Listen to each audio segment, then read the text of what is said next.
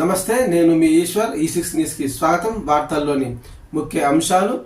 PCC అధ్యక్షుడిగా ప్రమాణ స్వీకారం చేసిన తర్వాత మహేష్ కుమార్ గౌడ్ పాత కార్యవర్గాన్ని మొత్తాన్ని రద్దు చేసి కొత్త కమిటీని ఏర్పాటు చేసుకోవడం కోసం కసరత్తును ఇప్పటికే ప్రారంభించారు.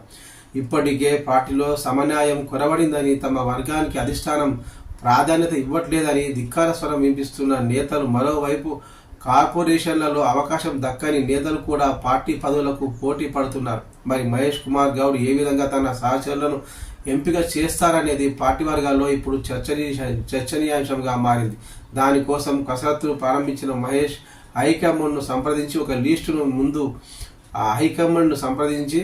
ఒక లిస్టును ముందు పెట్టి ఆమోదింపజేసి ప్రకటిస్తారు. ఈ నేపథ్యంలో సీనియర్ నేత వర్కింగ్ ప్రెసిడెంట్గా ఉన్న జగ్గారెడ్డి ప్రచార కమిటీ చైర్మన్గా దాదాపు ఖరారు అయిందని తెలుస్తుంది. 5 వర్కింగ్ ప్రెసిడెంట్ పోస్టుల కోసం చామల కిరణ్ కుమార్ రెడ్డి, ఎమ్మెల్యే వేముల వీరేశం, అడ్డూరి లక్ష్మణ్, అంజన్ కుమార్ యాదవ్, ఫిరోజ్ ఖాన్, రోహిత్ రెడ్డి, వంశీ చందర్ రెడ్డి, సునీతారావు, సరిత, తిరుపతయ్య, బలరాం నాయక్ పేర్లు వినిపిస్తున్నాయి.